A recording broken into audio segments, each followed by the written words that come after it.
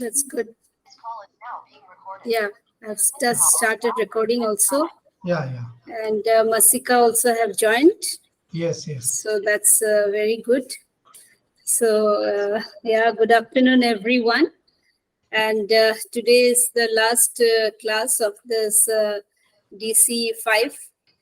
And I welcome all of you. And we'll be winding up with the DCE 5, which is book 4.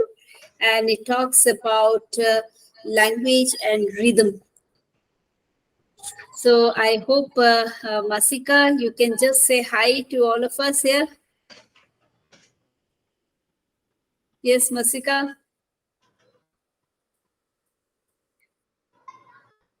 Okay, fine.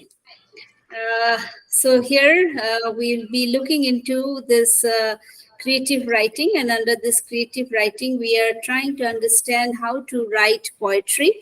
And in this poetry, we are also looking into language and rhythm.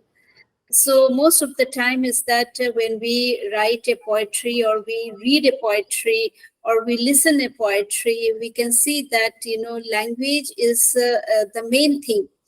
And if the language is not appropriate, I'm just saying that appropriateness in the sense that it is not making any context, then definitely at that point of time, it doesn't have any music.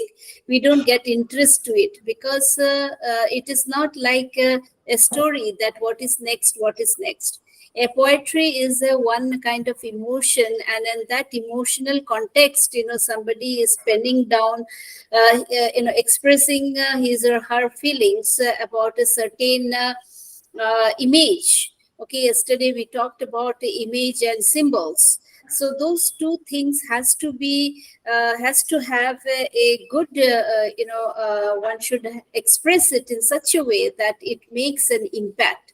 Thus, language is the only way where we can express that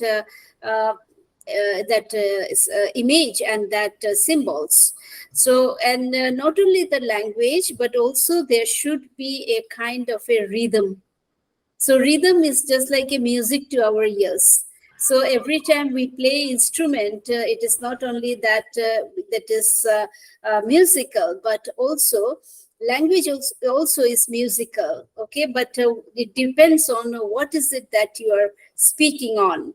Okay, you are reading out a news, that is different. You are reading out a story to the children, it is different. Again, you see, it is a very tricky situation.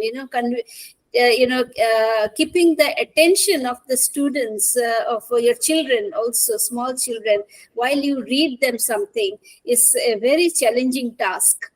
But you all must, we all have gone through at one point of time where we were reading to our younger ones, how difficult to keep their attention. It is because that we don't take care of the delivery part. Language is there, but we don't take care of the delivery part. So, but when we are talking about writing a poetry, here also we have to always keep the audience in our mind. When we think of the audience, that who is going to read our poetry or listen to our poetry, that time you'll see that, automatically your language, the choice of the words and the syntax and the structure of the sentences will automatically, be good. So you will have the right selection of words, right structure of the sentences and fragments, and the right phrases and connotations. You will use it. Okay. So with this, we move to the next slide, where the contents of today's block is that we'll be looking into the diction, and we'll see that what is a diction. We'll also be looking into the colloquialism, their usage and abusage. We'll also look into metrical structures, and lastly, we'll look into what is innovation in writing poetry. So the next, this is where we are trying to understand that what is a diction. So we often hear this word diction, and since our school days, we have heard this diction, and our English teachers or language teachers used to say that your diction should be correct. Now, what is that diction? Diction is a way and manner in which somebody pronounces a word. In other words, it is the choice and use of words and phrases in speech or writing. Now, this becomes a very important factor with respect to English. Now, English is today a global language, and you can see that everyone from every country, corner, everybody is speaking English. But when they speak in English, they have a lot of mother tongue interferences. And those interferences does not allow the right pronunciation. So you all can reflect on people from your own speech community when they speak English. How do they sound? So here we are not talking about, you should have an American accent or a British accent. But here what we are talking about, that the pronunciation, if it is not pronounced well, the meaning is lost. So we can't let that happen. So that is why the pronunciation is very important when we utter a certain word or a sentence. So that is that diction we are talking about. So it is also the careful selection of words to communicate a message or establish a particular voice or writing style. Especially in poetry, diction is the choice of words to achieve the intended effect. Again and again, I'm saying that prose, writing a prose or writing a verse, they are two different things. So we must not mix these two things. So when we write a prose, we have enough space to give us, to let that the readers understand that what is happening. And even if a reader is missing some part of it in reading a prose, a novel, or a drama, that is also perfectly all right. The reader can catch up with. But it is not the case of while you are reading poetry. When you read a poetry, it is every word, every sentence matters. If you miss one sentence, or if you miss the intended meaning between two lines, then you miss the entire essence of that poem.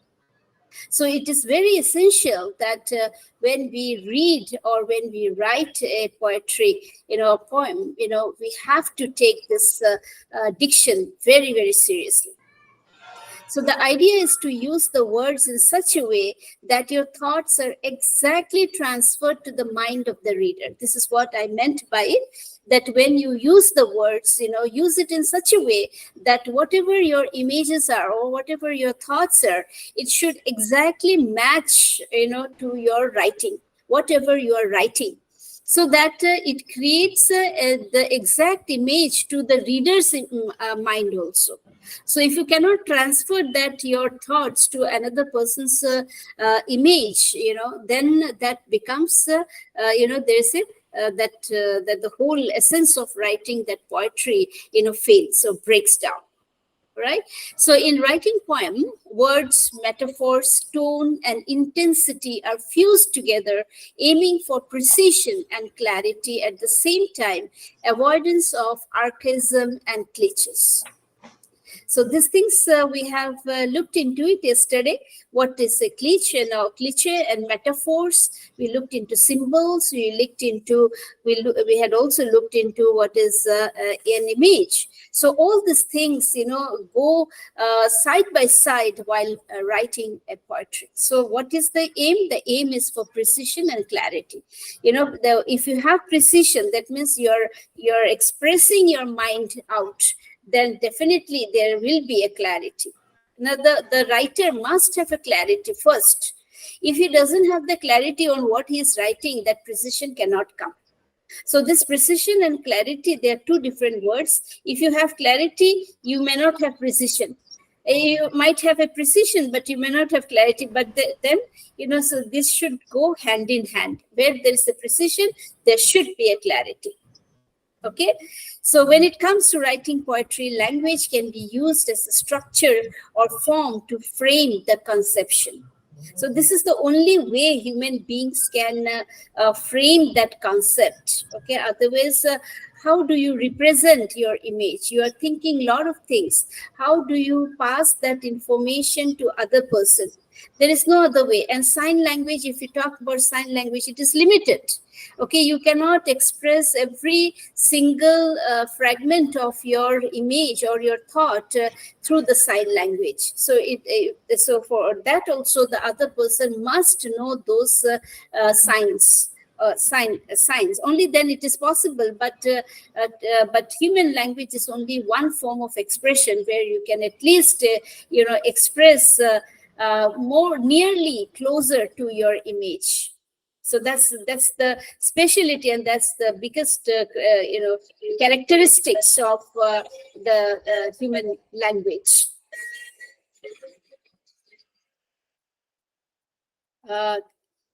Just give me 1 second here, please.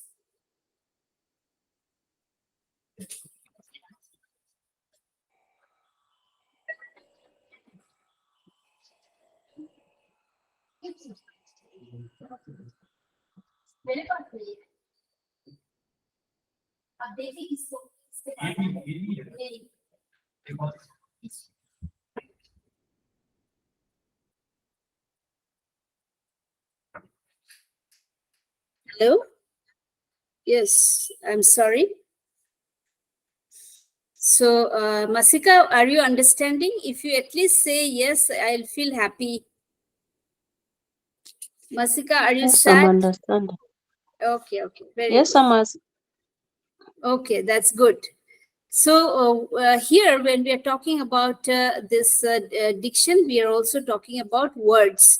So words, takes, see, the right words is inevitable, irreplaceable. So use effectively, and words that appeal to the ear can greatly enrich a poem. So here, the choice of words is very, very important. And also, archaic words and cliches should be avoided unless they're used to create a special effect. If it is not, then one should really avoid such things. So words can also have two types of meanings. One is denotative meaning, having a single meaning, and connotative, having a large number of suggested meaning.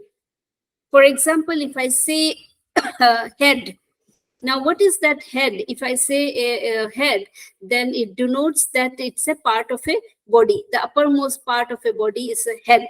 But this head, if I have to use it connotatively, then I can have number of meanings. I can say the head of the family, head of the country, head of my institution, so and so forth. So this word head is the uppermost part of a body. It can connote in a different way, in a different context. So in poetry, these denotative words are used to evoke a richness and suggestiveness that goes beyond the connotative meaning. So a poem can be broken up into so many words, yet the totality of words is much greater than their sum. So they make a poem in an organic fusion, going beyond what they mean as isolated words. That is, poetic language is an organization of words. So always remember that when we are using poetic language, one must really organize the words. How do you organize the words? Is this the choice of words? So additionally, in any poem, words do not follow each other in a mere organization of the syntax. They acquire a flow. This is what I mean by when we are talking about organization of words. That means it should have a flow. When I'm reading a poem, then there should be a continuity. There should be a flow. So, or that flow should be very smooth. Okay, so and in here, in that smoothness, you should have the tone, the grace, the style, the movement, everything in one in a go.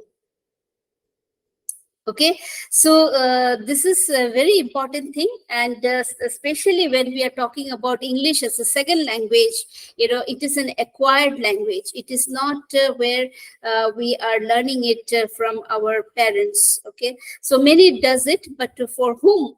for those whom this English is the second language, then they must be very careful that when it comes to diction, when you pronounce English words, so your mother tongue interferences should be minimized. Okay, so that can come with practice, and when you understand that where your mother tongue is interfering in your pronunciation, if you can identify those segments of a word or the pronunciation of a word, if you can understand that, then definitely with a little bit of practice you can speak well. Okay, the question is again not to speak, not to have an accented English language, but also to have a neutral language. Neutral means one who can understand what you're saying, the clarity of each syllables, the sounds you're uttering, it should have clarity, that articulation of every segments of those words or sentences,